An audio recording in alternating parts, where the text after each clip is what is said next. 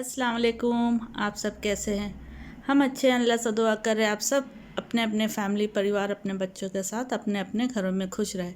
अगर आपको मेरा वीडियो पसंद आ रहा है तो इसे लाइक सब्सक्राइब और बेल आइकन प्रेस कर दीजिए और शेयर भी कर दीजिए अपने फैमिली फ्रेंड और कुलीग्स के सर्कल में।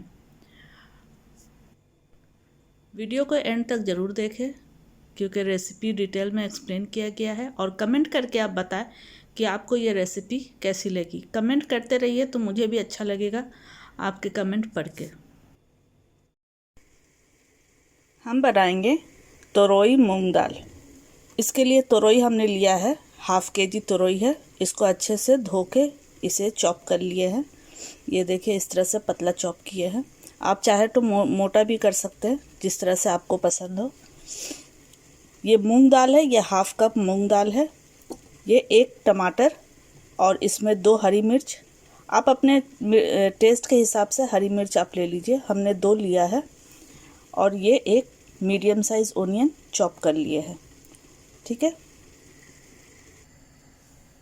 ये देखिए कढ़ाई में हमने ऑयल ऐड किए हैं, 2 टेबलस्पून ऑयल। अब इसमें हम डालेंगे 1 टीस्पून खरा जीरा, हींग हाफ टी स्पून,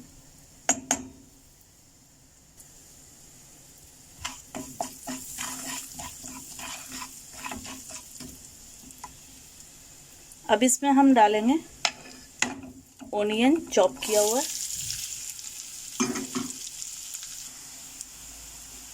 ये देखिए प्याज लाल हो गया, तो इसमें अब हम टमाटर ऐड कर देंगे।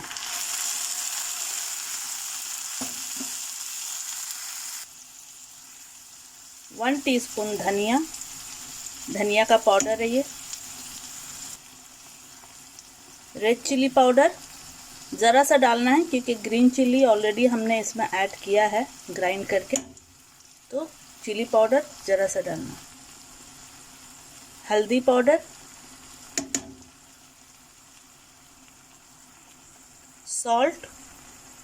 सॉल्ट अभी हम 1 टीस्पून ऐड कर रहे हैं, बाद में फिर इसका टेस्ट करके फिर ऐड करेंगे। ठीक है, अब इसमें डालेंगे ये ग्राइंडर में जो मसाला था, इसमें हाफ कप पानी ऐड करके इसे ऐड कर देंगे। अब इन मसालों को इसमें अच्छे से भूनना है।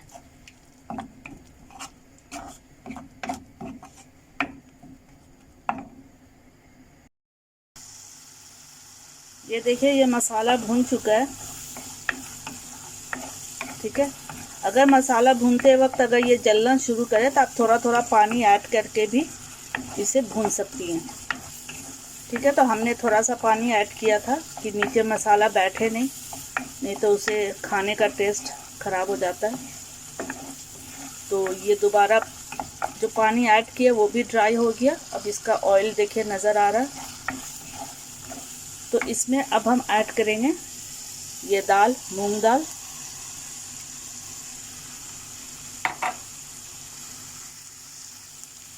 अब इसमें जाएगा तुरई। मूंग दाल तुरई दोनों को साथ में ही ऐड कर देना है।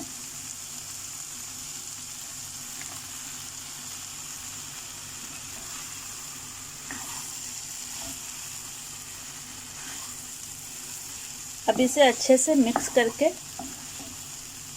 इसे अच्छे से ज़रा भूनना है, मसाले के साथ तुरई को और दाल को भूनना है।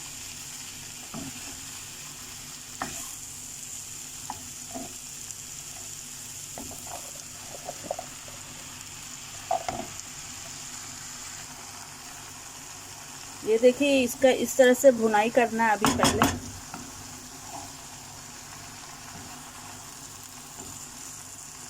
इससे क्या होगा कि सब्ज़ी का जो स्मेल है वो भी निकल जाएगा और भुना हुआ चीज़ का वैसे भी टेस्ट अच्छा आता है।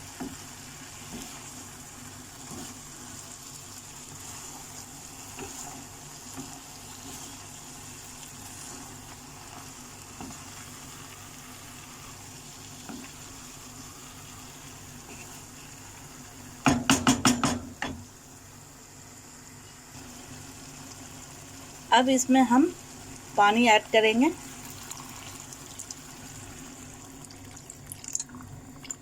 1 कप हम पानी ऐड कर रहे हैं इसमें, क्योंकि दाल भी पानी अब्जॉर्ब करेगा और तोरई को भी गलने के लिए चाहिए, तो इसलिए 1 कप अभी ऐड कर रहे हैं। अगर ज़रूरत होगा तो बाद में ½ कप और ऐड कर देंगे।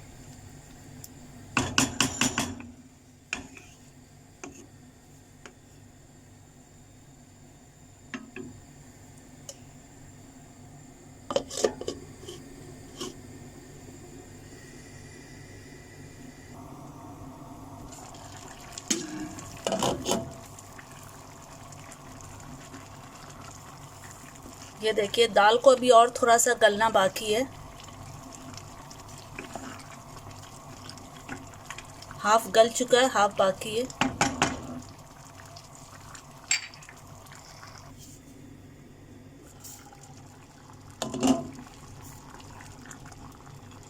ये देखिए अब ये कंप्लीट अच्छे से गल चुका है।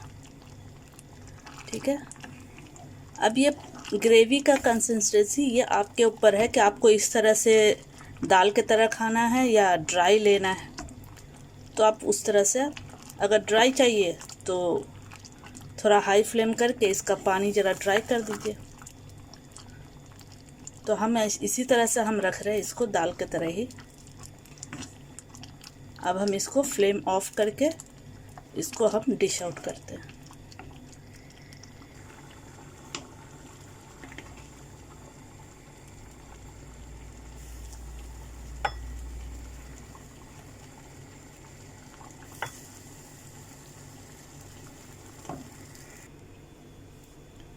अब इसे गार्निश कर देंगे हरा धनिया से।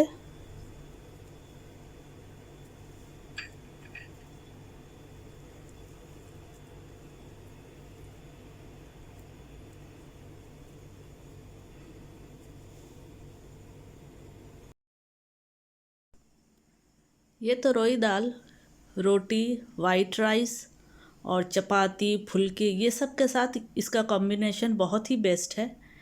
और मैंने तो इसको रोटी के साथ ट्राई किया है, तो मुझे तो बहुत ही पसंद आया। इसका टेस्ट भी बहुत अच्छा था। इसका कॉम्बिनेशन रोटी के साथ बहुत ही बेस्ट है, वाइट राइस के साथ भी अच्छा जाएगा। आप सब हमें अपने दुआ में याद रखिए, आप सबकी दुआ की बहुत ज़रूरत है।